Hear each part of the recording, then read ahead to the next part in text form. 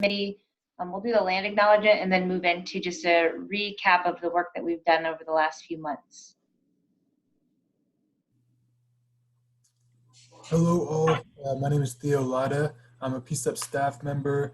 The City of Portland, I want to be clear, does not have an official land acknowledgement. So what we're saying here is just PCCEP specific. As an Indigenous person myself, it's important, and I thank Lakiana and Marcia for taking the time to do this. So I just wanted to mention that wherever we sit here in the Portland metro area, you're on Indigenous land. Many tribes who made their homes along the Columbia and Willamette and other rivers around here, we're also on that land. It's also important to acknowledge the systemic policies of genocide, relocation, assimilation, and forced acculturation that still impact Indigenous communities today. So I want that to be the first things that we hear, and I appreciate your time. Oh, I turned off my video. I appreciate that that you all took the time to do that. I appreciate the community members who are here. Yeah, I'll turn it back over to you, Lakiana. Thank you, Theo. Because this is a meeting on community safety, I think it's really poignant that we start with just acknowledging the community violence that has happened recently. We just had our record 50th homicide this year and wanted to list off several names of individuals who recently lost their lives to gun violence, including, and some of these names are a little challenging for me, so please bear with me with these. Daful Kareem Masir, who was 23. Abdu Shakuri Urin, who was 16. And Michael Arthur, who was 44. We're going to take a moment of silence to recognize these individuals who lost their lives to gun violence and to other people in our community who are impacted by a variety of violences in many different forms.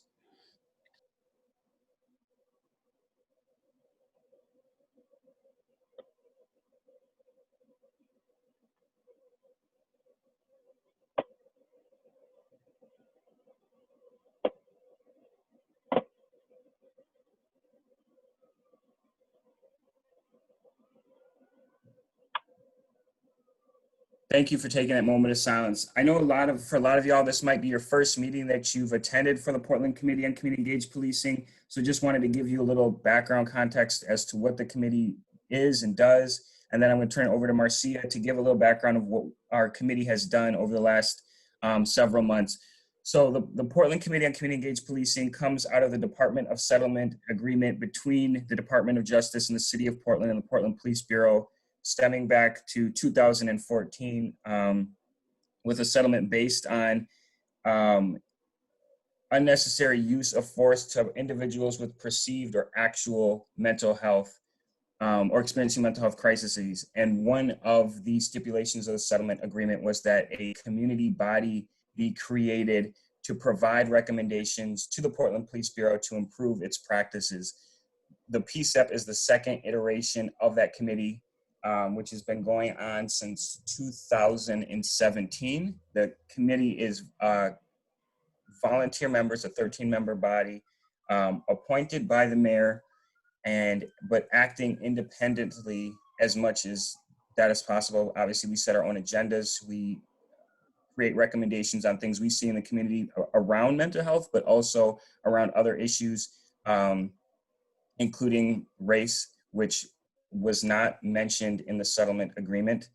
So that's a little bit of the work that we've done over the past 2 years, really building ourselves from the ground up and trying to be a space where community can have their voices heard, where recommendations can be made and critical analysis of the Portland Police Bureau can be given with the hope of improving their practices.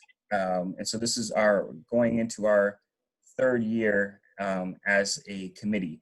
And the Racial Equity Subcommittee that you're at, the meeting that you're at tonight, is one of the subcommittees. And I'm going to turn it over to Marcia to talk a little bit about what we've done over the last several months, specifically as it relates to the movement for racial justice that's been happening. Well, it's been happening for a long time, but specifically in this past summer. Thank you. So for those of you who are new to this group in particular, and might not be familiar with some of the things that we've done, we have regular monthly meetings and we often meet in between those meetings. And our work is really to elevate the voices of those who are most impacted by police in our community. So with the help of Ms. Joyce Harris, back in August, we hosted a Say Her Name event. And it was really elevating the voices of Black women. We heard from the mother of Kendra James right before she went to the March on Washington this summer. And then last month, we also did a joint forum with the Behavioral Health Subcommittee to look at the intersection of race and mental health. And we're working on several recommendations that would develop processes around trauma intervention services, particularly after officer-involved shootings. I want to just briefly go over some of the things. We've also worked on a letter of acknowledgement. Back the prior subcommittee for people with mental illnesses developed a letter of acknowledgement for those impacted by police violence, and we're working with folks from that group to bring that back and present in January. And then last, we're also working on recommendations around increasing residency of officers living in Portland from the 18% that it was. Because we think that it's important for folks to live in the area in which they patrol. So that's some of the things that we focused on in the last few months. If any others have things to add, please feel free to do so.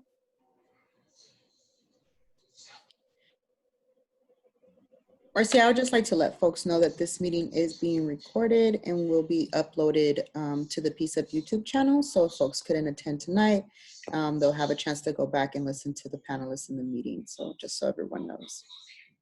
Thank you. Thank you for that, Claudia. So we're going to move into our panel.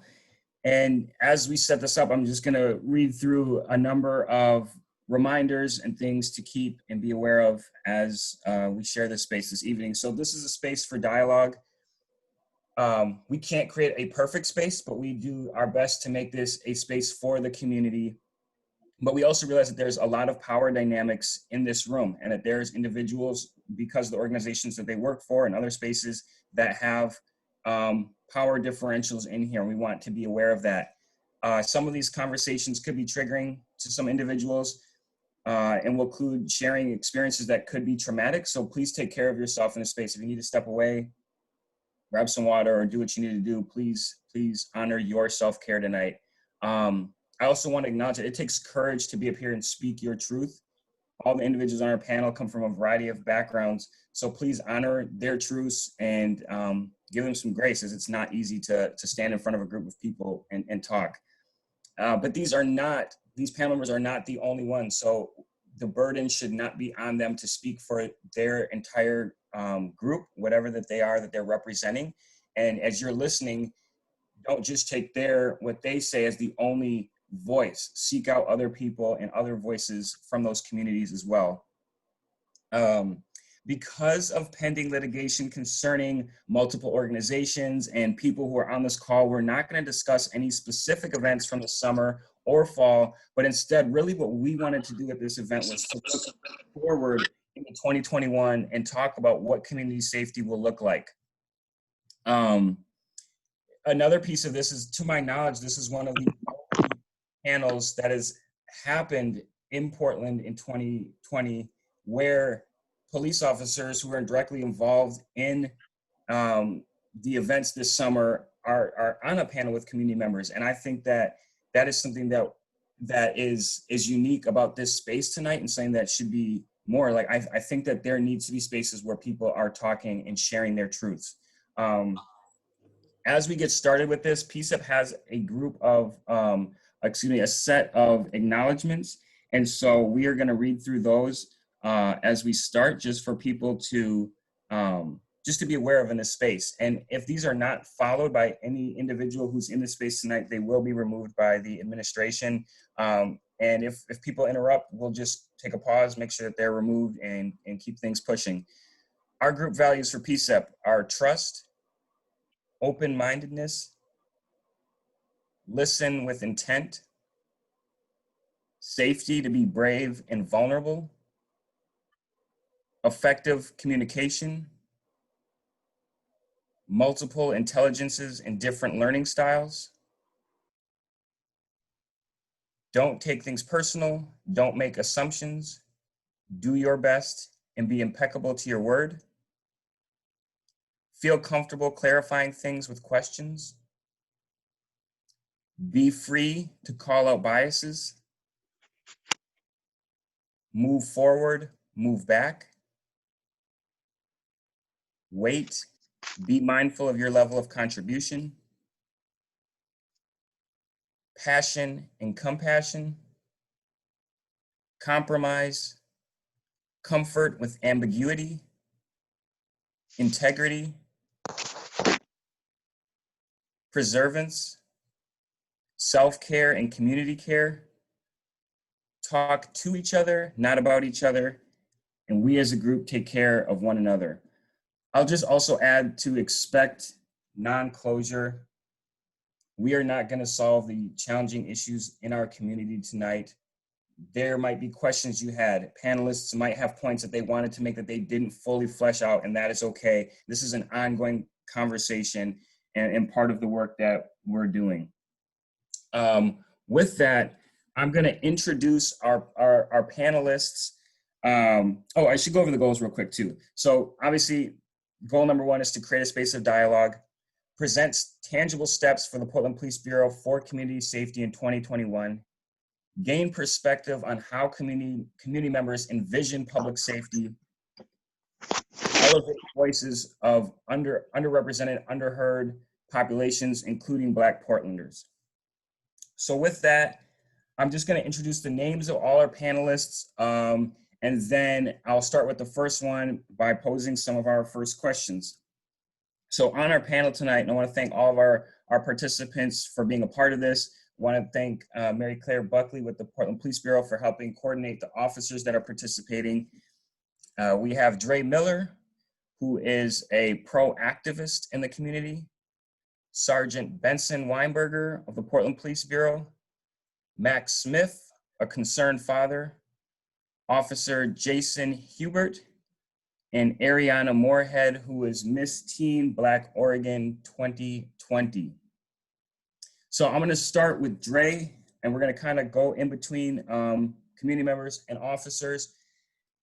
But our first question tonight for the panelists is if you can introduce yourself, any organizations that you represent, why you are here, and why you do what you do. So Dre, you're up first. Right on, appreciate you. And I appreciate PCCEP for offering this platform and providing this platform for us to be able to speak our truth and also our experiences that we have been through. My name is Dre Miller, 37-year-old male. I operate and I work with a group called JUICE. JUICE is here cultivating lasting solutions that uphold the pillars of JUICE: justice. We are here continuing the work paid by previous civil rights activists to provide continuous justice for future generations. Unity, bringing people together for a unified goal to bring an end to systemic racism. Integrity, the value we intend to hold our public leaders and justice system to. We live ourselves. Community, advancement of a self-sufficient community. Equality, we aim to achieve legal and systemic change, addressing all discrimination against POCs. We believe in creating a just society where people of color are treated with the same rights and opportunities as non-people of color. I was born here in Portland, Oregon. I grew up here. My mother worked in the jails as a correctional officer for the sheriff's office. My father was a social worker for youth. He, after his activism years, I studied criminal justice and sociology in college. And I say that to say this, I grew up going to the PAL programs and being involved in the PAL programs and invited to company events that my mom's job put on. I once looked up to police as role models as a kid. That changed when they started looking at me as a suspect. Not because of the criminal activity that I was involved in, because there was none, but because there was but because of the neighborhood kids that I was hanging around with, the clothes that I would wear, because I was a young Black male, and they wanted to assert their willpower and actions of dominance towards me.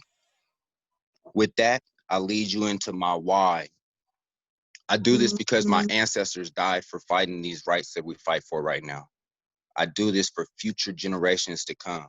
Most importantly, for me, I do it for my 2 Black daughters.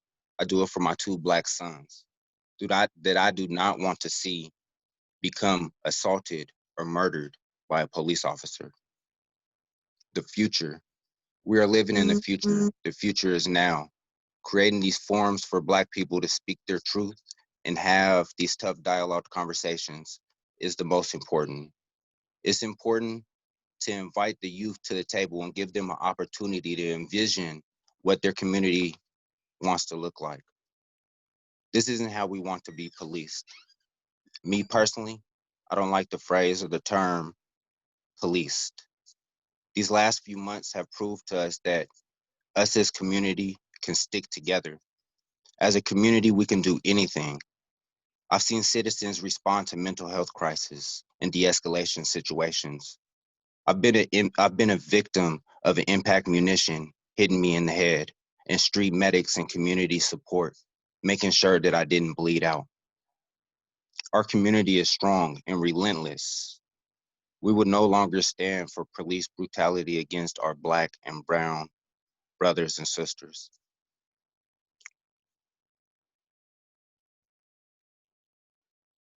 Appreciate that, Dre. I know we don't have our chat function, but there are reactions available. So if y'all, you can, there's clapping emojis, there's different things that y'all can throw up in there. We appreciate if you could show some support for everybody who's speaking their truth. And we will definitely follow up with some follow-up questions in there. So how this is going to go, we'll have each of the panelists talk. I will ask some follow-up questions, and then we'll leave some time at the end for community questions as well. Next, we're going to have Sergeant Benson Weinberger from the Portland Police Bureau introduce yourself. Again, obviously your name, how long you've been with the agency, why it is you serve, and why you are here tonight. Sergeant Weinberger.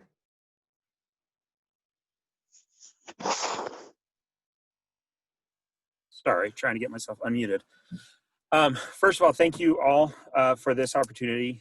Thank you for the fellow panelists here for their strength and their courage to come and do this and talk. So I just wanted to acknowledge all that. Thank you for the invitation to be here. I am currently assigned to the Behavioral Health Unit. I've been there for about 2 years. For those of you that don't know what the Behavioral Health Unit is, we have clinicians who are not city employees paired with police officers. And we get referrals from patrol officers who are encountering people who are experiencing some sort of mental illness on the street, and are either coming in contact frequently or maybe some dangerous interactions with police. They'll forward that up to us, and then we will try to provide wraparound services, try to connect them to wraparound services. We actually don't provide services to anybody. So we have the clinicians who know the system very well, and their job is to try to get these individuals connected or reconnected into services. So that's my current assignment. I've been with the Police Bureau in January. It'll be about 13 years. I've worked the majority of my time at Central Precinct. That has been pretty much by my choice. I love the downtown core area, and that's kind of my where I choose to work.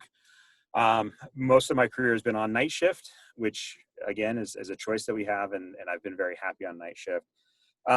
Why I serve, especially where I'm at right now, I feel for whatever reason there's a stigma in society generally around mental illness, and I think it's something that we have inherited from our parents, from our culture, from the way things are, that we don't acknowledge mental illness, and that we don't take care of it, and we don't treat it very effectively.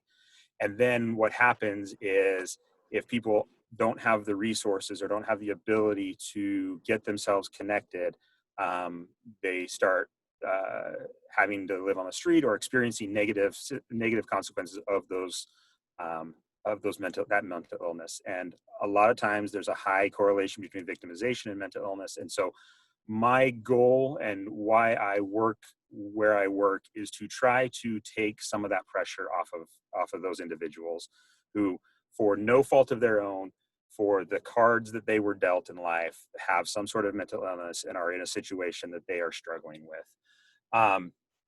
I feel that we can be helpful in trying to connect people and trying to connect, especially people that are sometimes, for whatever reason, haven't fallen or haven't stuck with the safety net that society has in place. And so they're coming in contact. For some reason, the police are coming in contact with them.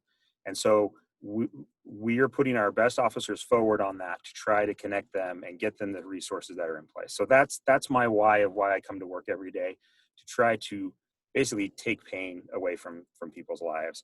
Why I'm on this council, or why I not council, I'm sorry, why I panel, why I was okay coming here is I feel that a lot of problems can be solved through words and understanding. That people come into things and we all come to something with preconceived notions or assumptions of how things are. And if we talk through things and we see, even when we may not agree at the end of the day, but we can see the other person's point of view and see what we're, that interpretation or that viewpoint, I think that helps a lot. And we are very polarized as a society in general about everything. And I feel that if we talked and learned and communicated with each other, we'd be able to maybe depolarize a little bit. And so that's why I was okay to come and actually very happy to be on this council or on this panel tonight. Thank you, Sergeant Weinberger. Absolutely. And you can call me Benson. Benson. Next, oops, just muted myself. Next, we have up Mac Smith, concerned father. Mac, you there? I am. Thank you. My name is Mac Smith. Like it was said earlier, I'm a concerned father. Much like Dre, I have 2 sons and 2 daughters whom I worry about quite a bit in this world. The reason that I'm here is a little bit different, I think, than a lot of the other people. I don't really believe that we need police, at least not in their current iteration at all whatsoever. So oftentimes for me, spaces like this are not really productive because they're really geared more or less around how to change the police, where for me, the priority is more so to defund them. And that said, I think that there's a lot of things that get confused. I think that people think that means that we hate people, and I don't think that's necessarily the case. I think the case is that there's a system here that is not working for a lot of people. And if the system were working for a lot of people, then we wouldn't have these panels.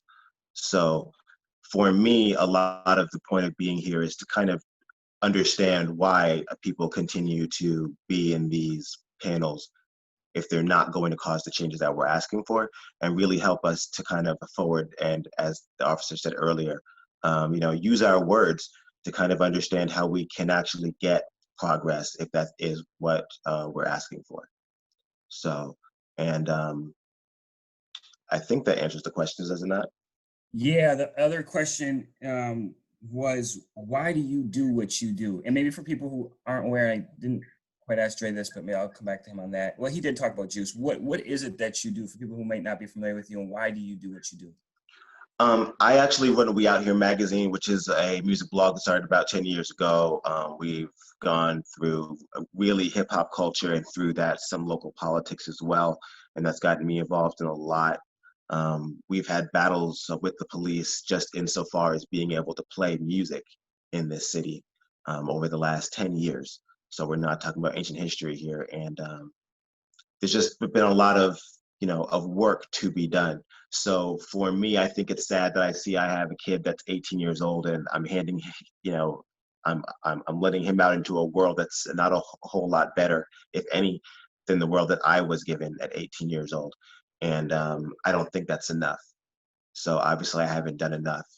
So I'm here to do more. Thank you, Mac. And I just want to remind folks to make sure to mute your microphones. Next, we have Officer Jason Hubert. If you want to introduce yourself, how long you've served in your agency in Portland Police Bureau, what unit you're with, why you do what you do, and why you are here this evening. All right, thanks, Lakiana. I'm Jason Hubert. I've been a Portland police officer for 23 years. Before I was a police officer, I worked for Multnomah County Justice Center. I worked in the jail for 4 years. I've been a police officer, like I said, for 23 years. I'm currently assigned to the Crisis Response Team Coordinator. And I help the community. So I get calls, or police officers will call, or the community will call, and I send people in the community out, and we go and address the issues in the community on different incidents. So I help citizens that need help. I do bereavement and grievance counseling. My team does that also. I assist with housing. I assist getting money for bills, electricity, help a family in need if somebody needs help. I assist with medical costs, funeral costs, unfortunately, when that happens. Anything that comes up in the community that the citizens need, I either help them with those resources, getting those resources, or I personally go out there and help them, or I send a bunch of my team to go out there and assist them. I got 3 calls today. We've had a lot of violence last couple of weeks. I got 3 calls today from 3 different families looking for me to help them with the problem that they had. They're afraid to go home. They're afraid because they have been in some kind of a gun violent incident has happened with them. And so I'm trying to coordinate some resources to help them out right now, either giving them, help them with moving, or helping them get like hotel vouchers and stuff like that, or just parking a police car out front of their house to deter gun violence. So that's what I do. I do that. I've been doing that for about a year now. I love doing this. I love helping the community, and that's what I do. And why I'm here is because of that. I love helping the community. Like I said, I've been a cop for 23 years here in Portland. It has brought me to see what this world is all about, and I do. I receive tons of calls every day trying to help the citizens of Portland. Thank you, Officer Hubert. Last and certainly not least, we have Ariana Morehead. Interestingly enough, Ariana asked to go last when we were putting all this out. She is the youngest member on this panel, and so the thought was maybe to have her go first, but she asked to go last to be able to speak, and so we wanted to honor that request. Ariana, if you can just introduce yourself, the organizations that you work with, and why it is you do what you do, and then why you are here tonight. Hi, so my name is Ariana. I'm a senior in high school. I go to Reynolds. I've done work with Fridays for Freedom, which is a group of youth who organize marches and events for Black liberation. We've had numbers up to 1,000 people in our marches, so we've done like a lot of hard work in the community. I have also in a pageant with the Ambassadors of Change, where I'm currently serving as Miss Black Teen Oregon International Ambassador 2020, with the platform of sexual misrepresentation. But my main focus right now is all about Black Lives Matter, which is why I'm going to tell you guys what I do.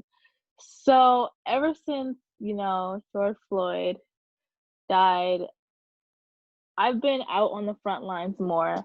I've been into activism since I was 12, but I never got into like marching until this year. I've always looked up stories of Black people that we've lost to police brutality, and it always made me want to change the world. So this year, when I got the opportunity to do that, I took every chance I could to make sure my voice is heard and speak my truth. Because a lot of people tell me, "Oh, you're young, you shouldn't be involved in that. It can get you hurt." And it's just like, no, because not enough people are talking about it. It's affecting me just as much as it's affecting my older Black brothers and sisters. Like, I'm tired of being told that I'm too young to speak my mind and say what I need, because there are young men and women my age being murdered every day by the police, like the ones that we don't know about. And so it's important for me to speak on stuff like this to make sure like me and my friends and me and my classmates and coworkers that are around my age are woke about what's going on. I know some parents might be scared of like their kids being woke on this stuff, but it's really important so that we can stop this, we can put an end to this problem. And I'm glad to see that Portland came together to bring these officers together. Thank you, Lakiana, for doing this and having me on here. And, you know, thank you, Dre and Mac, for everything you guys have done. You know, we've worked together a couple times. And yeah, wait, what was the second question again? Why are you here tonight? Oh, I'm here tonight because I just want to have that dialogue of understanding with police officers from my perspective of everything. Because, you know, I am really young and I feel like how I see the police is different from how like some older people see the police. And I'm just really interested to have that dialogue and understanding and address my concerns as well as understand why my needs aren't being met at some time. I'm gonna follow up with you and ask you a next question, just because it's right there on you. You just mentioned your needs are not being met. Can you talk to us a little bit about what those needs are? And you also mentioned how you view the police. So if you could talk a little bit about what your needs are, you know, how you and your generation view the police, and what do you want to see for community safety? Honestly, I used to look up to police. And now that I've gotten older, I've gotten more PTSD and trauma from the police this year than I've ever had any type of trauma in my life. Especially as like from being on the front lines, dealing with white supremacy, it all comes down to the cops and somehow them traumatizing me. So I'm very traumatized by the police, and it's to the point where it's like if something happens to me, like just being a female is hard. So if something happens to me, it's like, who do I call? Who can I call that I know for sure will keep me safe? Like, I remember one of the officers saying that they like provide resources for the communities. It's like, where are those resources for the youth? Like we go through mental crisis. We some youth experience homelessness every day, and it's like, if that was me, where would I get these resources? Yes, there's resources, but you don't see resources like this coming from the police. So I feel like as police officers, they need to step up and do their jobs if they're really there for the youth in the community, like they say they are. They need to be out there more, spreading their resources to everybody, not just only on a call or whenever it's convenient for them. No, we need to know that they are there all the time. And that's what I mean by having my needs met. It's just knowing that if I need something that I can't get for myself, that I can depend on a police officer to get it for me, even though I'll never put my trust in a police officer. What's one tangible thing they could do starting tomorrow or going into the new year to improve how they operate or how they serve youth? Honestly, spending time with the youth. Like, it's hard right now. It's really hard, especially with everything that me and my other activist youth have experienced this year. I feel like we need to have more time with these officers to let them know how we are feeling and have like a heart to heart, kind of like how I'm going to have with these officers. Like, but more youth, we need to have a heart to heart about how we feel, because I live in fear every day, not only to white supremacy, but because of officers too. Like, I have a black brother, I have two black brothers and two black sisters. I have a black mom, I have a black dad, I have black aunts and uncles. Like, I've received death threats, and like I constantly have to live in fear. So I feel like one thing that the officers can do like immediately is get connected with the youth more and actually listen to us and what we need to be protected. Hey, And it's like, Lakiana. Ariana, go ahead. Sorry, I Wait, didn't mean to interrupt you. I want to have Ariana finish, and then Yeah, sorry. I'll have you jump back in. Go ahead, Ariana. I kind of lost my idea, but I think it was going back to like I was like, oh yeah, okay, and like it's like when I see these white supremacists, waving their flags and, harassing us, and I see the police on the side with them, helping them out, guiding them, escorting them to where they need to go as they harass us, it's kind of hard to believe that we actually have support and those resources from the police. So it's like actions speak louder than words. Thank you. Officer Hubert, you wanted to mention something? Yeah, Ariana, now that you and I have talked twice now, I'd be more than happy to come and talk to you and your friends. I've done it before. I've done it several times. I've done it for a couple years, actually, at different schools. And I've done it with Words of Bond, too, with Lakiana. So I would be more than willing, Ariana, to come and talk to any youth or anybody who wants answers. I have no problem with that. And I give back to the community too. I've coached high school sports for 15 years now. So that's just one way that, some officers give back too. But again, I'm just telling you, Ariana, I'm there for you. I got you if you would like to come and talk to me. Thank you for that offer. I want to go back to Dre, because you said something similar. You said it first, and then Ariana had said it as well. Just about at one point you looked up to officers. It's just a two-part question. It's just like, what would it take for adults to still have that looking up to officers is part one. And then part two, what do you see what would you like to see for community safety in 2021? I think the most important thing is what we need to see is accountability and transparency. And we're not even seeing that even after George Floyd has been murdered. We're still not seeing the accountability and the transparency from the police officers. Like, I appreciate Officer Hubert actually going out of his way and wanting to community engage with a Black woman that is actually out here active and wanting to, she said it, she wants to have those communications and those relationships as a young woman with officers and be able to entrust in them and not fear them. So I think that it's important that we have that accountability and that transparency, but also it's not just Officer Hubert. How is Officer Hubert going to be able to take what he's taken from these forums and these meetings that we are having and influence his comrades that don't have those same ideologies that he does? You know what I'm saying? Now that's the disconnect in the Portland Police Bureau, and that's the disconnect with police and all over around, because we might have an Officer Hubert, but then we have other officers that we're seeing on a daily basis go out here and beat up peaceful activists and peaceful protesters. What we need to see going forward is we need to see an acknowledgement. We need to see apologies. We need to see training.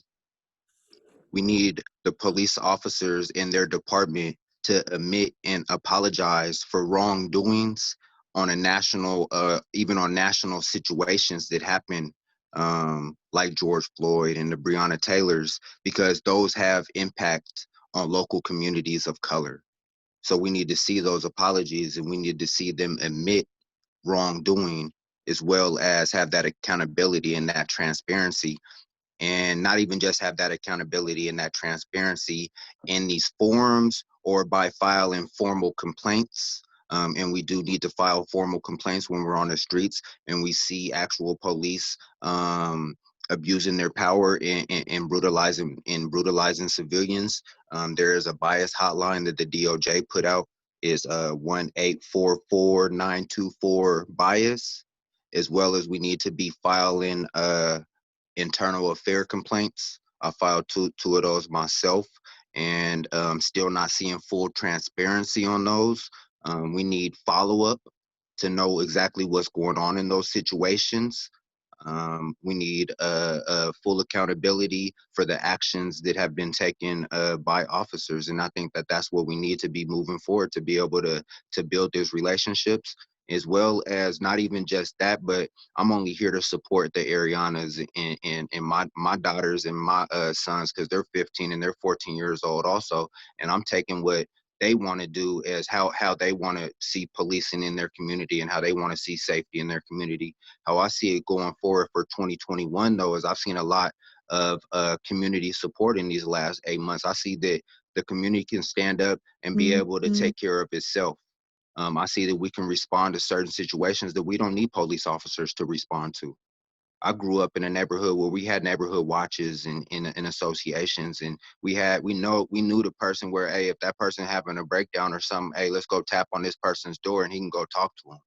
You know what I'm saying? So that's what we need to come back to as a community to be able to take care of us. Thank you for sharing that. I want to go back to Benson and get your take on what you would like to see for community safety in 2021. And also you talked about patrolling the downtown area, which it has a very high percentage population of houseless individuals and people experiencing mental and behavioral health crises. And there was a recent statistic that came out that said half of the arrests of individuals were houseless individuals. So just wondering if you can speak to that and maybe what are some of the things you've seen or some areas that could be improved in that, in addition to answering the question about what you see for 2021 as far as community safety.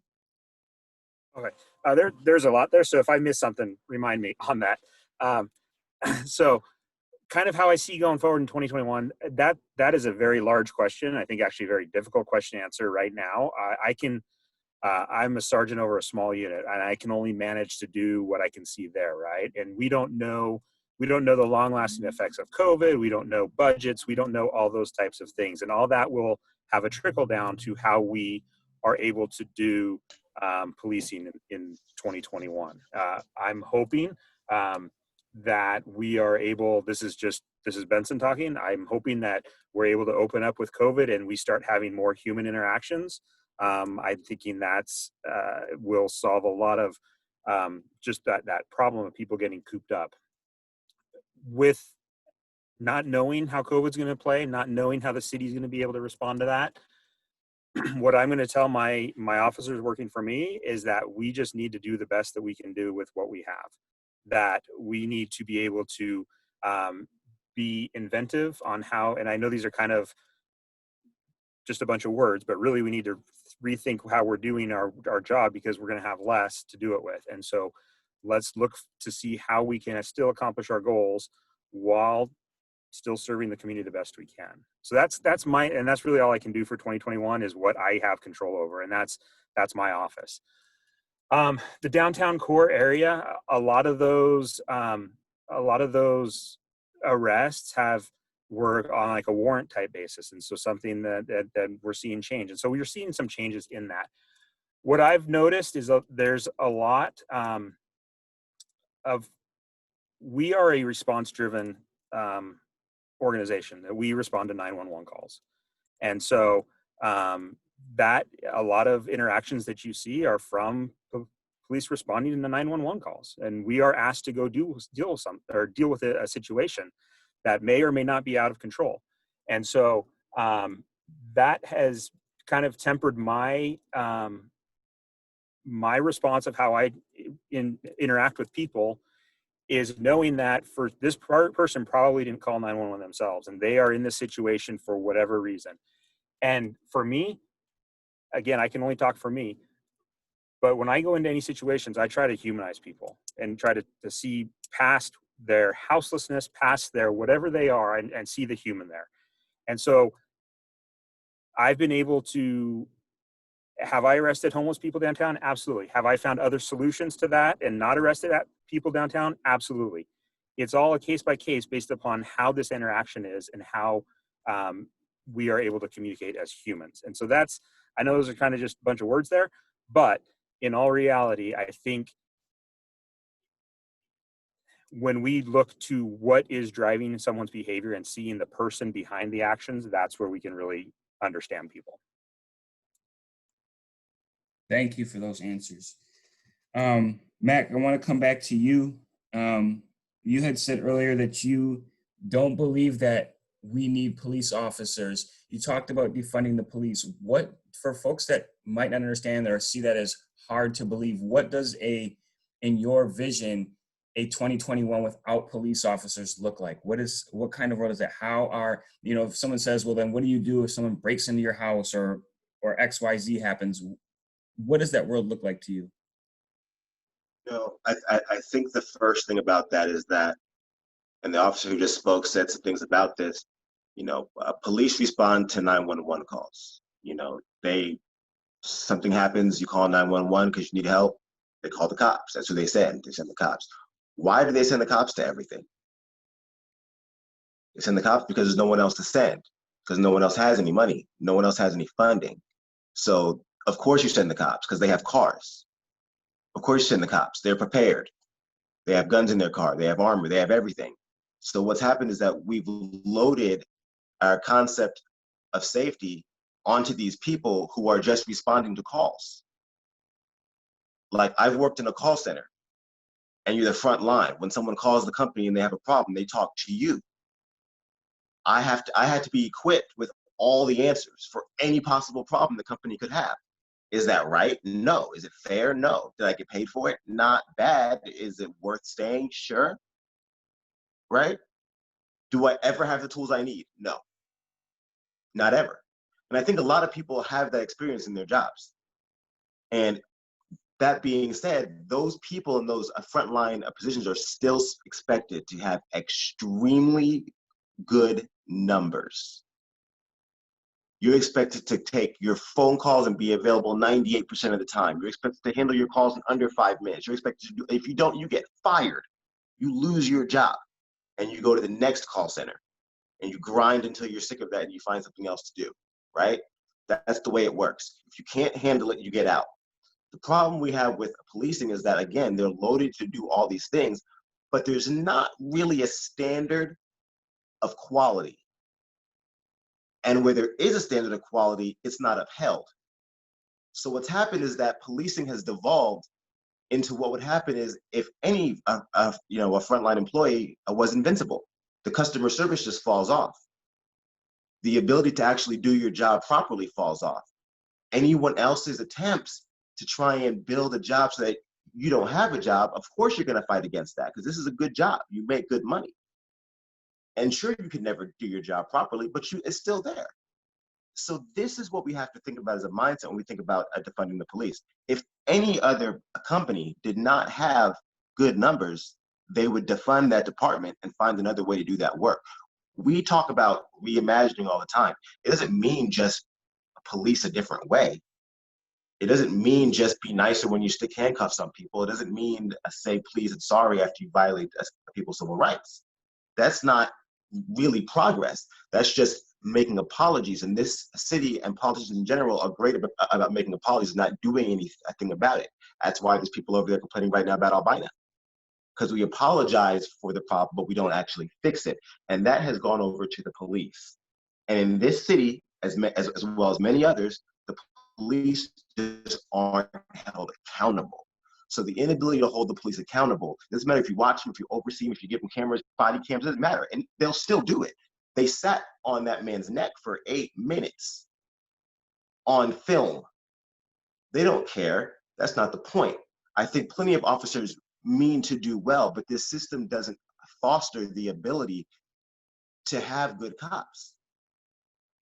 And that's what the problem is. So there's other ways to solve these problems. If people are homeless, then let's get houses. Getting more cops is not going to get people off the streets. It's just going to move them around more at a faster pace. You have to build the houses. But if the cops are eating up all the money to do that, how come those cops can't just build houses? If we need the cops to do a better job, let's find a job for them to do. And it's just not policing.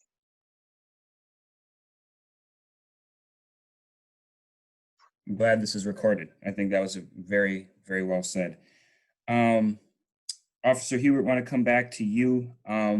Mac just mentioned it, and Dre talked about it a little bit earlier too, about this idea of good cops and the work that you do. And one of the chants this summer is no good cops in a racist system. And so I would love to hear your thoughts on that and this frustration that people feel that, yes, there might be an individual cop that's trying to do good, but where does that fall in the system of all the rest of the cops that we see out here?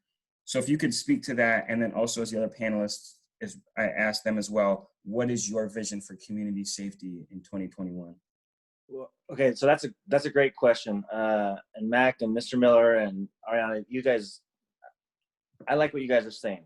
I know that the Bureau just hired somebody at our training unit, and they are, it's just kind of like what what Smitty was just saying. He was saying like, hey, you know, you patted me on the back, so thank you for that. But how do you get more officers to be kind of like more meek, more compassionate and stuff like that? I'm just telling you, I'm just speaking the truth, obviously. It's just the Bureau just hired somebody to do that, to be more compassionate to the community, to tend to their needs a little bit more. And just like, instead of like, I mean, I'll give you a great example. Instead of me walking up to a kid and you know, like somebody will say like, you just put handcuffs on people. No, I'll walk up to them and ask them how their day is, what's going on with them. Are they playing sports? Are they into music? Are they into art? Stuff like that. Get to know them, have a relationship with them instead of putting cuffs on people. I know there are plenty of officers that do that, and I know there's plenty of officers that don't do that. But our goal, and I know the Bureau is doing that right now, is they have somebody in there, it's going to be in our training soon, is that to make cops more compassionate, more, I know we've had the community policing forever, I know people are not happy with it, but to make it better. And I'm all for it. I mean, I'm at the training unit all the time, training division all the time. I'm training these cops on how to communicate with citizens, how to communicate with the public. And it doesn't have to be, you know, them against us. It needs to be all of us, because we live in the community also. So I'm all for it. What you guys said, I'm all for it. And again, I'm not patting myself on the back. I'm not the greatest officer, but I feel like I am very compassionate, and I really want to help people. And I've done it. I mean, there's people on this panel right here that I know, or not the panel, but people in this audience, I know they can speak for me. But we need to speak for more than just me. We need to have a lot more officers. We need to have, I don't know how many officers we have right now, 900. We need to have 900 officers being compassionate to the community so that we can learn about each other. And we need to bond. Obviously, we're not bonding right now because we're on this panel, just like I think Max said it. We wouldn't be on a panel if we were all communicating, we're all bonding. So that's half the problem. And so I would love to train new officers, and I have been, about how to just talk to people. And that's all it is. It's not my uniform that I'm wearing. It scares people. I know it does. But if I didn't have the uniform, if I didn't have the uniform on, could I just walk up to somebody and just talk to them? I mean, that's what we need. We just need to talk. And I literally wish that this meeting was in person. I wish we were in one of those church halls talking, because this Zoom is ridiculous, but it's the certain times. But I do wish, I mean, I would like to shake people's hands when we can go back to that. I would like to have a conversation. I mean, I would just like to talk to people so we can see how they are in their shoes and how they are in my shoes. Lakiana, what's the other question? Sorry.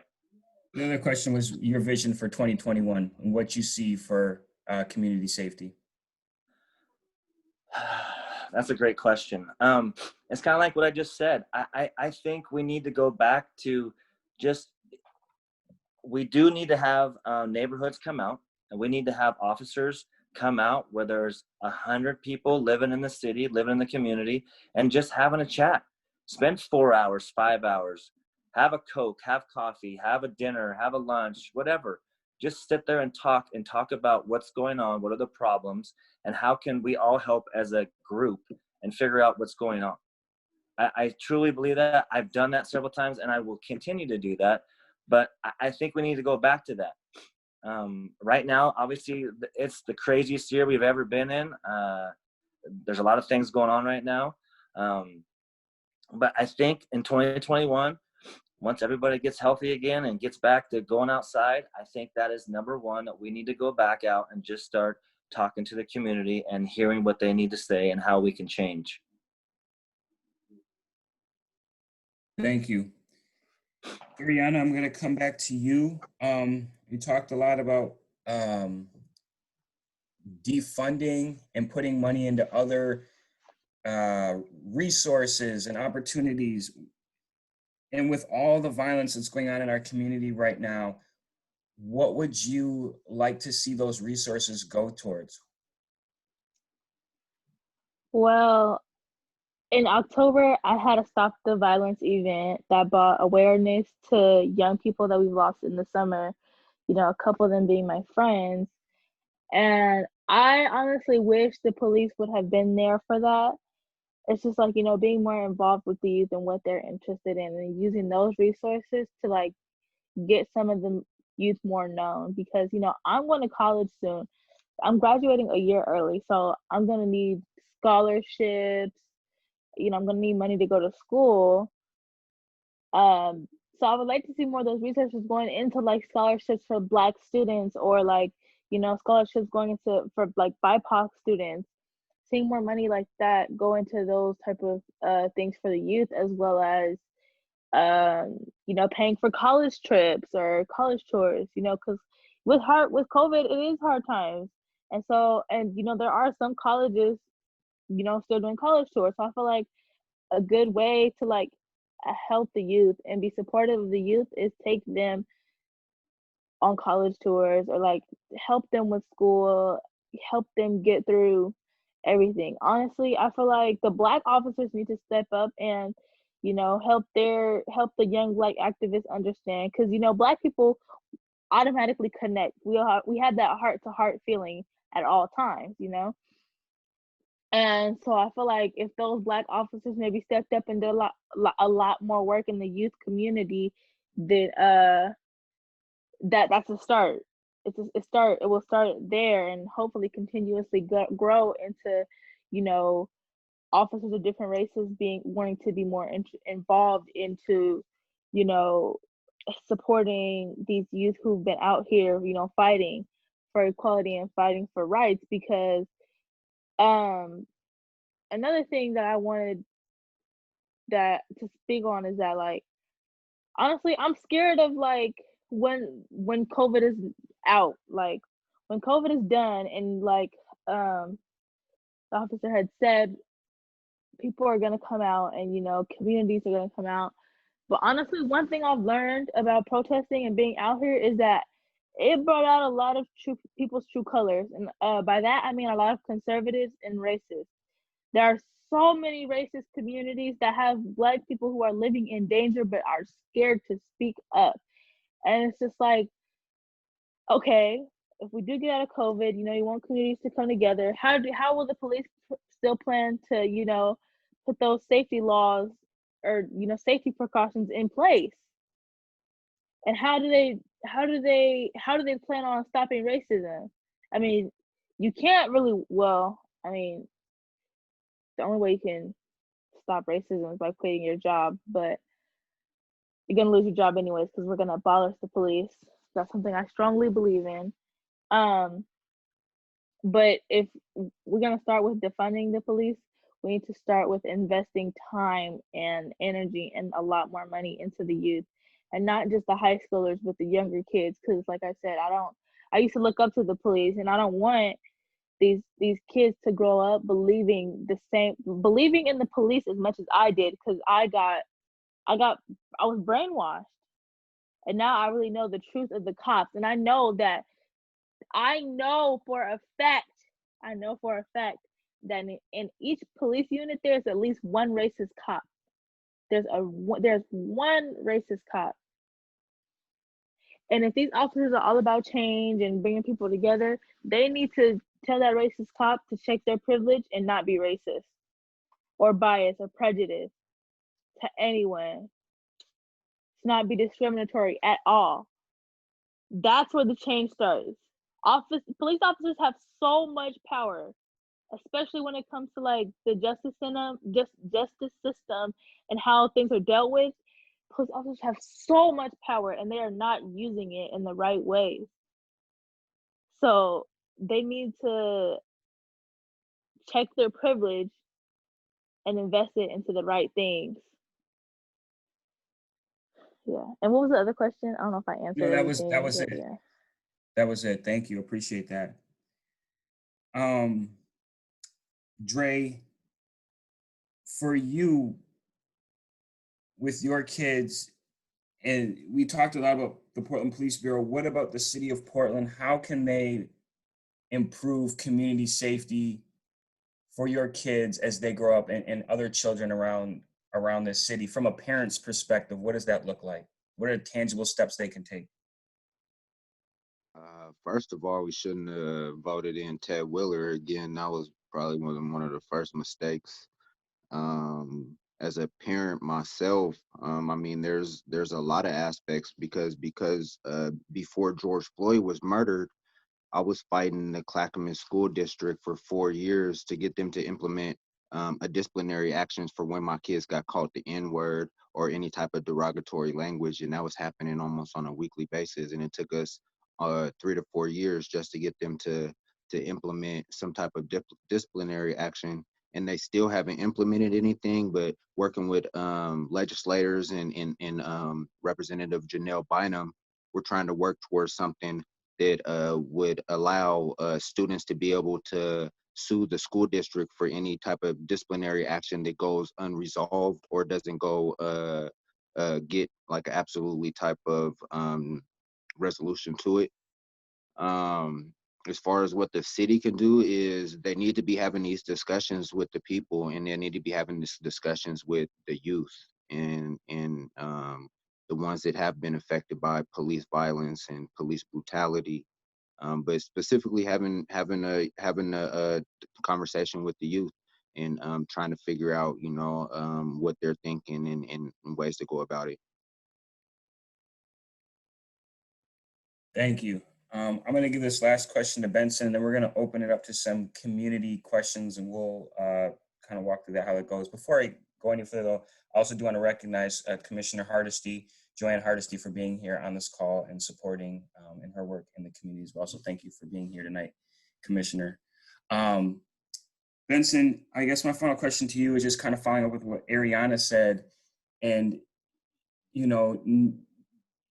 you're on the inside, right, and seeing things that maybe other people aren't able to see, or having more candid conversations with officers. So for people who have this perception that you guys know who, the racist officers are within an agency, how do you respond to that? And how do you help hold other officers accountable in spaces where they might feel more comfortable to say things to you that they might not outwardly say or act, and that even could go towards, let's just keep it there. What are your thoughts on that? Right. That's a great question. And so I think part of it too is, and people can believe me or if they don't, I mean, that I can just talk about my experience, right? And I haven't seen in my day-to-day interactions outright racist behaviors on the individuals that I'm working with. Am I saying that it can be out there? Absolutely. But I think part of the deal is we, from the beginning of our careers, we are told that we're going to be accountable. And part of our policies that we have in place is that we report basically behavior that is outside or criminal, that we have to report that to a supervisor or up. If it's a supervisor, it goes higher, obviously. So from the beginning, we are told that. And so from my experience, what I've seen with Portland police, and it's not meant to argue with anybody, it's just that the outward large behaviors aren't there. Do we need to get better with our biases and what we bring to the table? Probably. We all bring our history to the table, and we all need to be better with that. And that's where I think getting to know people and talking to people that are outside of your circle and how who are different than you and have different life experiences, that just makes us better, and maybe abolishes some of those biases that we have that we may not even know we have. And so the Bureau is trying to adapt to that, and it's trying to do a training with this basically reporting if you see as a bystander, as an officer bystander, if you see what's happening, to report that and how to report that and how to intervene. And we're working through all those things. But I think also it goes to the type of person that we're hiring now, right? And that we are hiring people that come with education, they come with life experience, they come with a background that hopefully lends itself to being a little bit more open to listening and to knowing and acknowledging what your own internal biases In my unit, I wouldn't stand for that type of behavior. We are working with a population that is disadvantaged already, individuals that have mental illness. If we bring somebody that is exhibiting outward racism, that's just going to be devastating to what we do. So we work through that. We acknowledge that. We know that we need to keep an eye on that type of behavior, at least in my unit. Did I answer your question? Yeah, there's no real answer, just sharing your thoughts, and I appreciate that. Okay.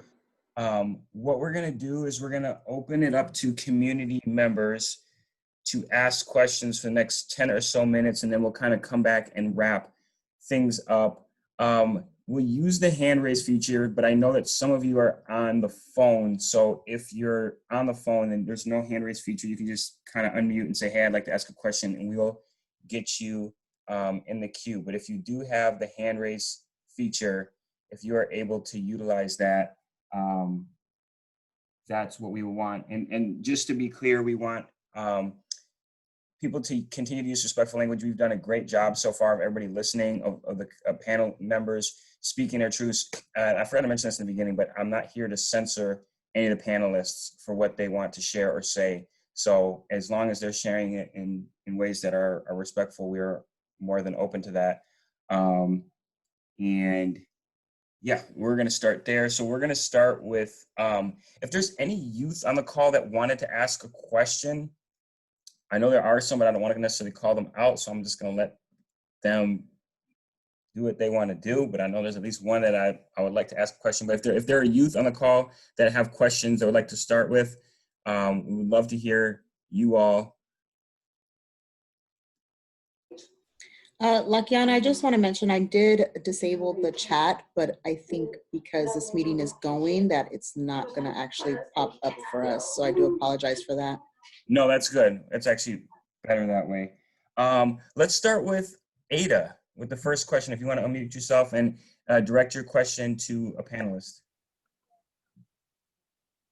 So this is going to the officers that are online, I guess.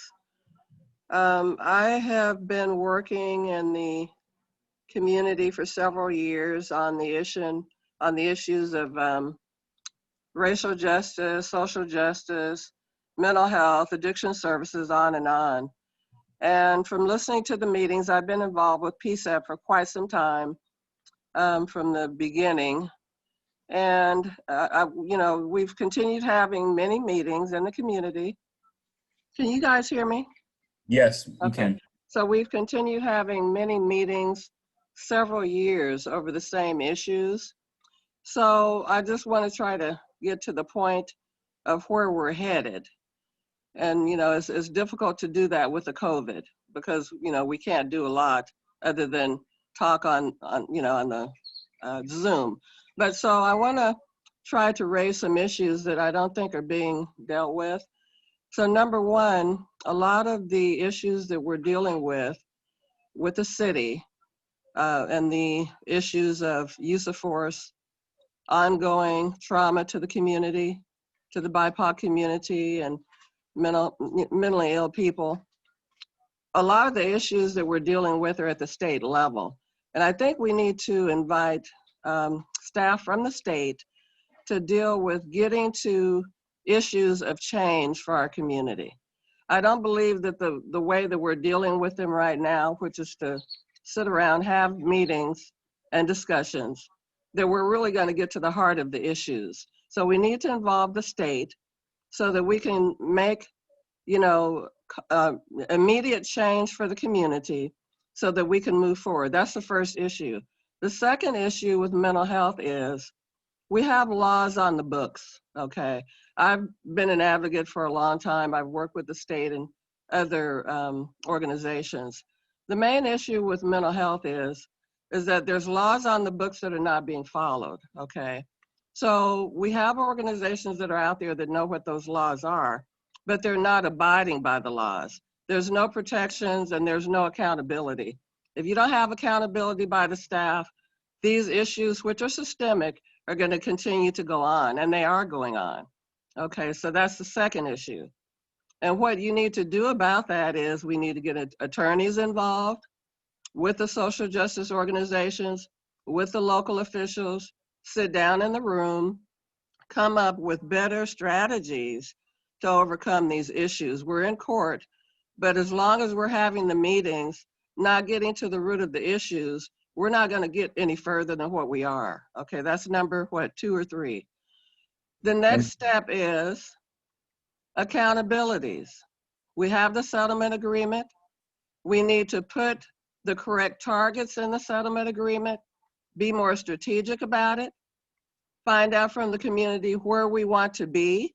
We know we don't want to continue to see continued killings and murders. We know that we want to see change within the police department. We voted on that. So now with the charter that's coming up, we need to be clear about what the targets need to be, okay? Number 4, the police department should not be overseeing mental health. That's a social service issue with Multnomah County and with the state. They should not be in the business of handling our community members who are BIPOC community, underserved, homeless people who have been traumatized for years and that are continuing to, period. I don't care how many people are out there trying to help them, showing compassion. These people have been traumatized and killed. It needs to stop. Officers are in the wrong position. It's Multnomah County's position to do that work. And unfortunately, because they have not found, okay, and we voted just recently on this issue, instead of putting people in jail, put them in treatment. Well, how are we going to do it?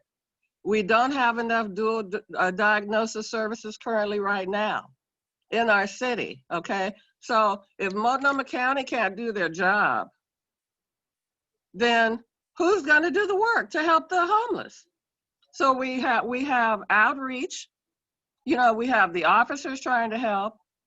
I don't know what Multnomah County is doing, okay? I know they're trying to get these advocates, peer advocates, but what is really needed, I don't know if we're going to have to get more contracts of professional people along with the peer advocates to do the work, the legwork, because until we do get the work, I don't see how we're going to come to an end to the situation, okay? That's where we need to start. And until we do, nothing is going to change, okay? I'd like to stop having these meetings, get down to the root of the issue. And I'm glad that we voted in the charter. Hopefully we can move forward, but we do need to get the state involved with this issue. We do need to sit down with Multnomah County, find out who in the community can do the work of helping our people. Obviously that the mayor doesn't know how to do this, so we have to do it. And we do need to get the people in the community. There's people out there that know how to help these people, but until we let the local officials allow them to do it, it's not going to be done. So we need to sit down, stop the talk, and let's start doing the work and make the change. Thank you. Thank you, Ada. I appreciate that. We're gonna keep it rolling here. Just want to keep track of time. We'll have Amy, then Kia. Actually, I'm gonna go with Angela first, just because I know Amy and Kia. I know you guys both put your hands up, but you are PCCEP members, so I just do want to get the community involved, and just want to ask the community, just as we're closing up on time here, to limit your question or statement. I appreciate what you had to say, Ada, and you can just give a statement if that's what you would like to do, to around a minute. And then if it is directed to a panelist, if the panelists can keep their response to about a minute too. Thank you. Angela, we'll have you go up first, and then we'll go to Amy and then Kia. Hi, can you hear me? Yes, ma'am. Okay, so I guess my question is kind of directed at everybody on the panel. I'm wondering how we as community members can establish the trust in police that they want us to have, I guess, when they investigate themselves and they're always found not guilty. And then the city actually has to pay for the lawsuits they're won in favor of the community. How do we involve the community in these investigations to ensure transparency and to also build trust between the community and the officers? Is that even possible? Thank you. I'll ask one of our officers and one of our community members on the panel if they would like to respond to this question. We can have one of Thank each. you.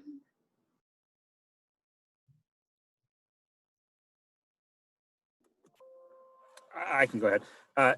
Okay, go ahead, Smitty. Sorry, you go first, sir.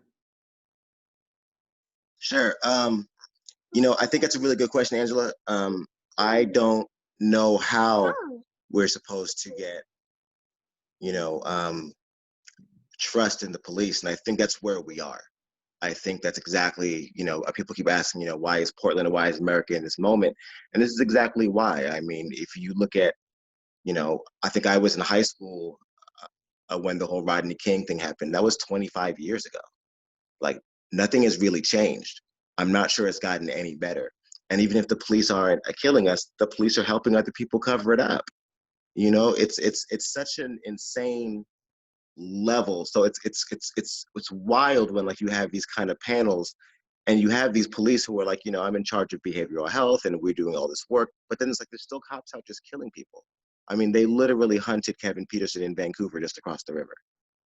It wasn't even far. You know, the police shouted out the GoFundMe. You know, the press, the local press and police shouted out the GoFundMe of Aiden Ellington's killer. You know, down in just down in Ashland. This isn't far. You know, these things are happening right here. It's not just, you know, George Floyd and everything else. And then again, there's no investigation. One of the police in Vancouver didn't even get interviewed for like 15 days.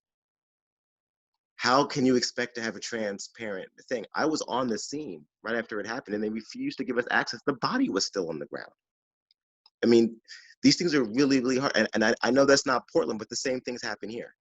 You know, the same things happen here. And it's overwhelming, I think. We oftentimes talk about, you know, incidents and we find reasons to explain an incident. But when the incident keeps happening, you know, we talk about it in every company. It's a pattern. We're not dealing with the isolated incident and another isolated incident and another isolated incident. And there's always a reason. But if the reason is always legal, but it keeps on happening, there's something wrong with the law. So I think the only way that we can have trust is to truly have accountability. And we've just never seen anything like that. Thank you. I'm going to go with Sergeant Benson, and then we're going to go to the next question. And just also for the panelists to know, you will each get a minute, like closing thoughts to wrap in there. So don't worry that you all have that opportunity as well. Okay. Thank you, Smitty, for that. And I agree that is a difficult question. I think that's kind of one that we need to come together as a community and see what that looks like. I think for a long, long time, we need to be open to hear what the community has to say. And something that Smitty brought up, I think it was very important, and he acknowledged it too, about Vancouver versus Portland, right? And different agencies, and that we can learn from other agencies and from what other situations happen, but that's not us. And so we need to be able to, but you also acknowledge that stuff has happened here. So being able to look at what's happening actually in Portland and being able to assess those things directly, those things that we have power over.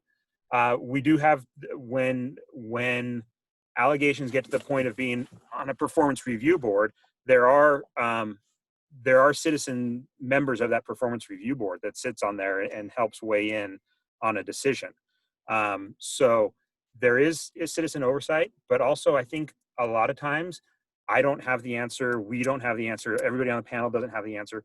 But if we can hear from the community what the community wants and then be able to put that into practice with state law, with organized labor, getting through all the rules, then we can work towards getting something that shows accountability, as Smitty said, and yet is still a product that everybody's happy with. Thank you, Sergeant Look, Benson. Tanya, I think it's really important. Can I chime in real quick? Yes, sir. Kind of just really answer the question too, is we can't trust the police right now because they are investigating themselves.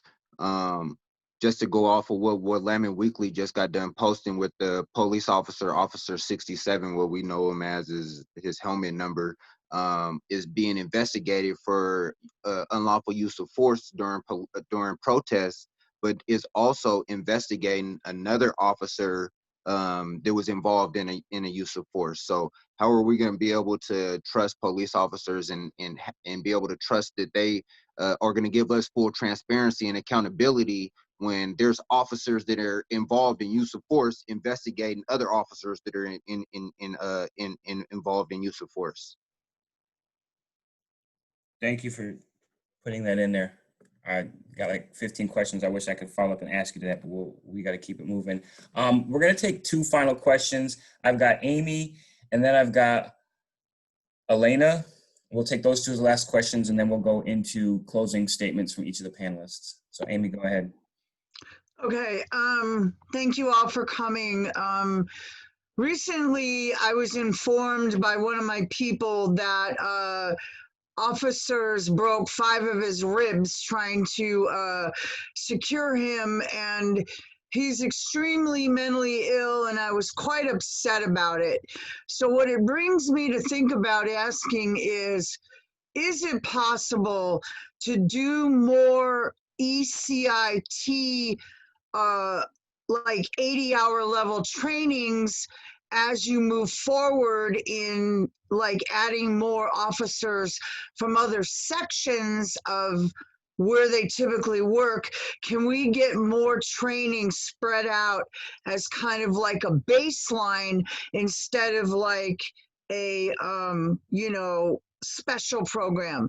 Can we come up with something that incorporates better handling as a baseline rather than as a specialty training? Is that possible?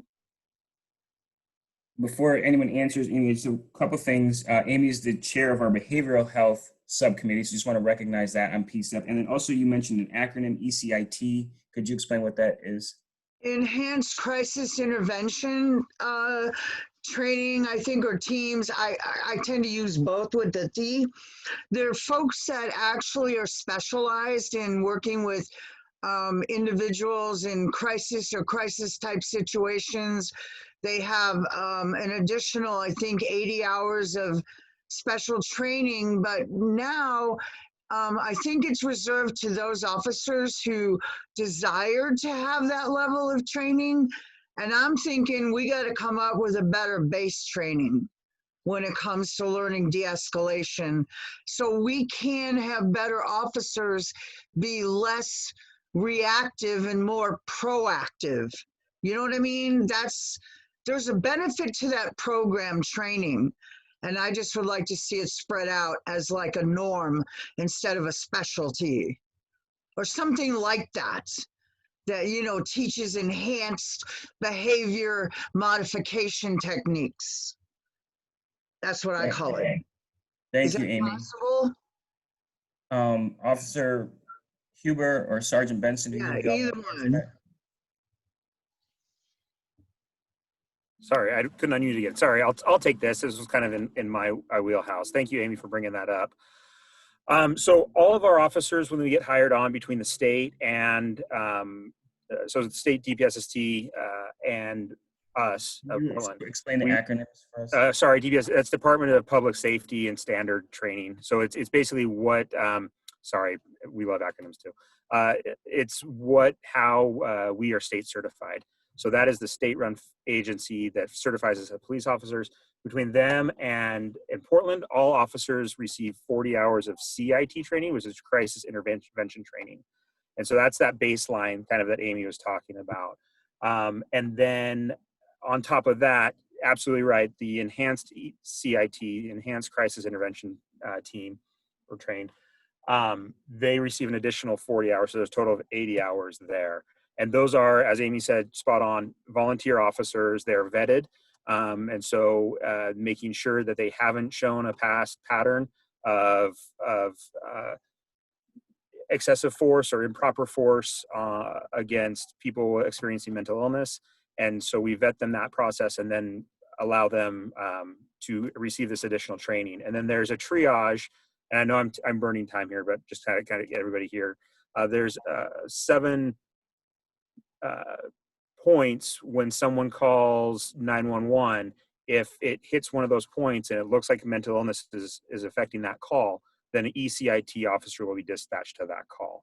And so as Amy's point, I think the point is, can we expand that? And I think that would be a great discussion to have on that behavioral subcommittee of what that looks like to expand training. I don't know if that's something that I can answer right now, but if we want to have more training on mental illness and how to respond to mental illness, I don't think anyone's going to be opposed to that. So yeah, I don't have an answer. It's not, yeah, I can say, yes, let's do that, but I don't know that it's a bad idea to have more training. Yeah, because it'll also make officers more receptive to other populations and people in general. They'll behave differently. So Right. it could be expanded into communities that need better supports. Yeah, and I think, Amy, sorry, I No, didn't that's all step on right. you there. That structure is in place, and I kind of hear you. What you're saying is proposing that we expand that structure, but that baseline structure is in place already. Thank you. We're going to go to Okay. our final question here. Elena, if you want to go ahead with your question. Yeah, hi. Thank you. You said my name correctly. Thanks for taking my question, and also thanks for having this panel.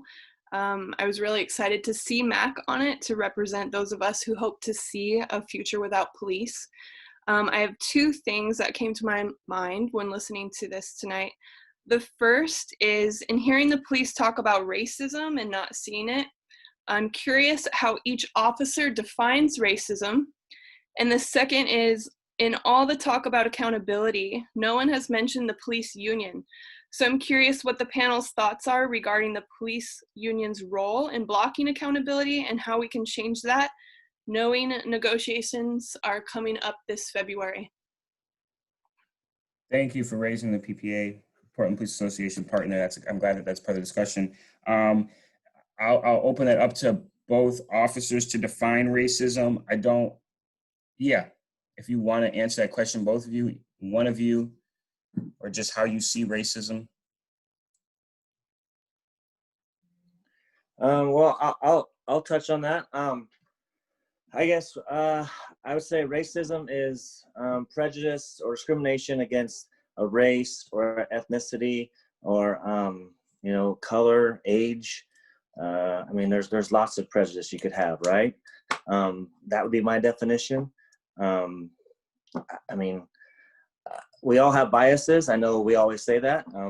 I do. I admit it. I have biases, but I'm adamant that I'm not racist. I'm not prejudiced.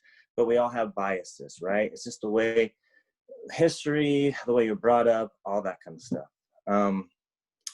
So that's, I guess, how I would define it. And I don't know your other questions. I didn't hear it. Sorry. No, that was just it, just on that piece. That was the question to you guys. And then there was one just to the entire panel about PPA. So I want to open that one up, or if Sergeant Benson, if you wanted to answer the racism question, just how you see it. I think part of the thing that folks are saying is just looking at racism as a systemic piece and not just individual. I know there's been some messages about that as well. So I see Sergeant Benson. Yeah, absolutely. And that's kind of, I'm just going to talk on the individual side. That's where I think, and Officer Hubert, I think, hit the nail on the head right there, is that making a decision for action based upon the color of the race, where you would have a response different for an individual that identify or is one race versus a different race. And that's how I identify racism. And then on the PPA side, that's that it's a union contract that is negotiated through the city. And that's really, I think, if there's discussions on that point, then let's have discussions on what that negotiation and what that contract looks like. But it's a labor organization like any other labor organization.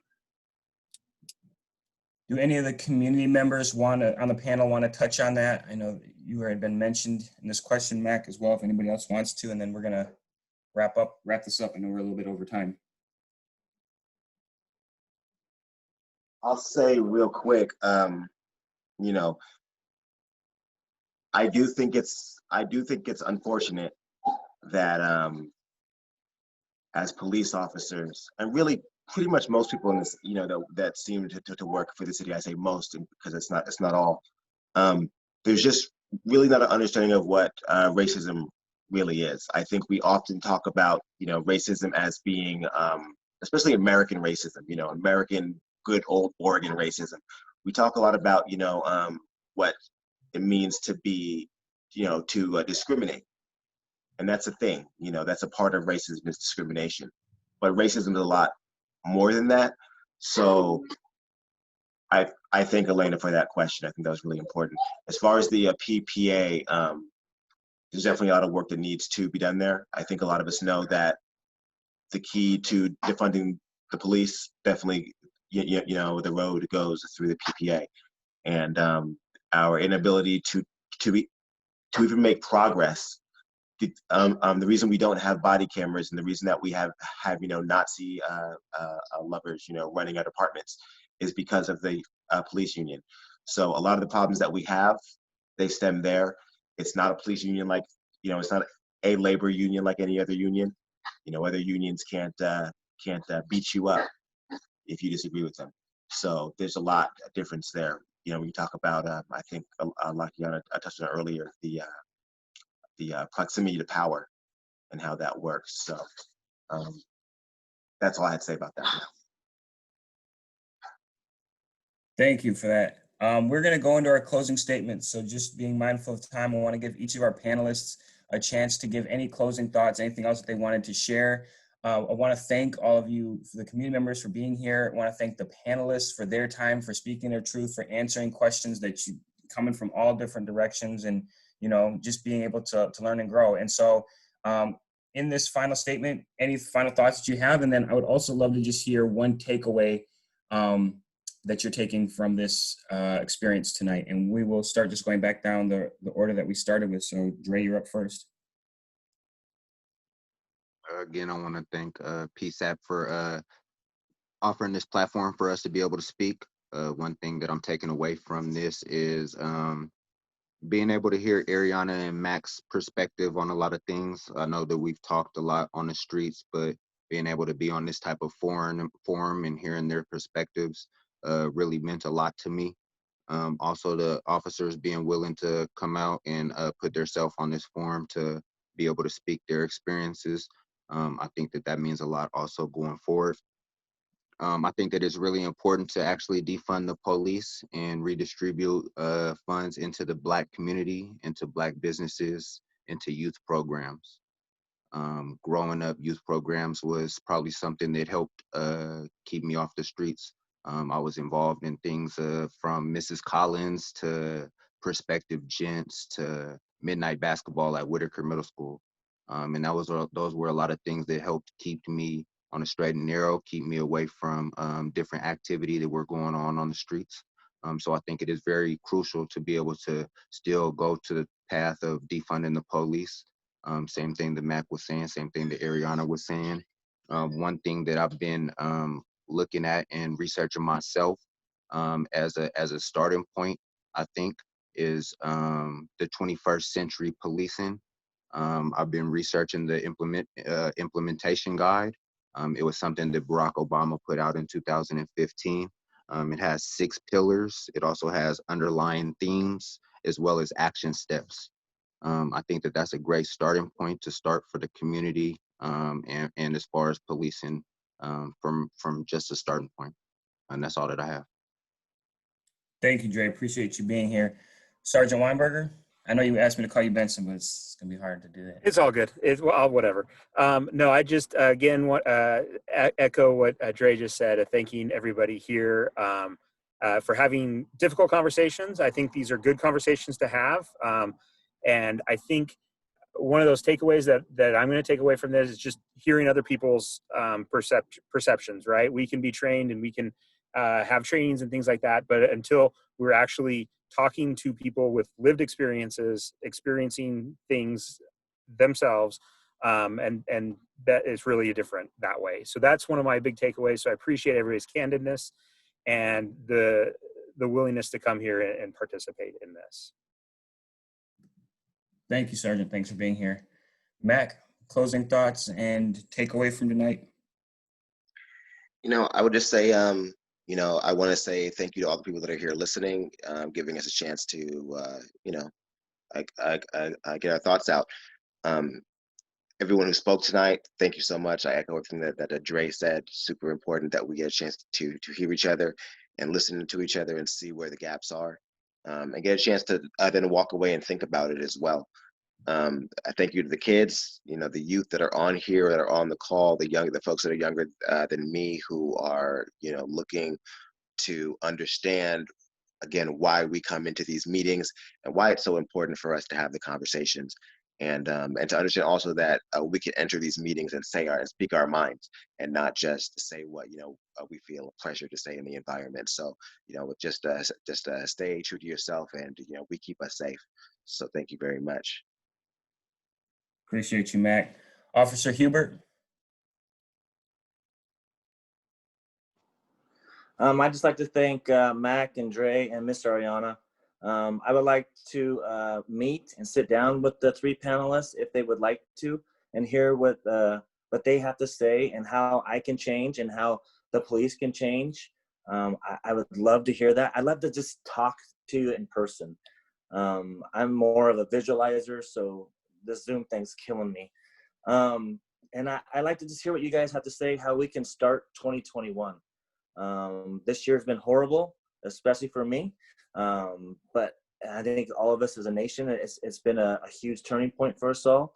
But I think as soon as we all get vaccinated, and as soon as we all can, again, shake hands with people, I would love to hear from the 3 panelists, because I think you guys do represent the citizens of Portland, and I live in Portland too.